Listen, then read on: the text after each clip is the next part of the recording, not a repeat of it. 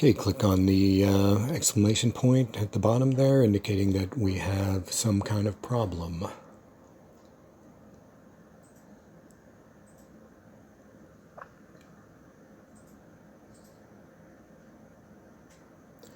Okay, it's saying we need to add the XApp Status applet.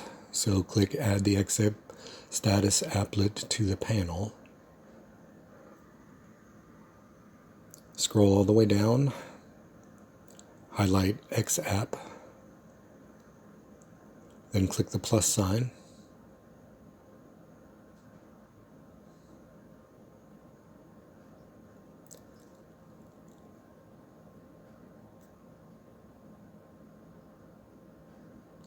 And then click Ignore the Language Packs problem.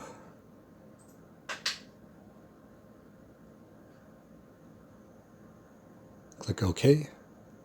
That's all there is to it. Thanks for watching.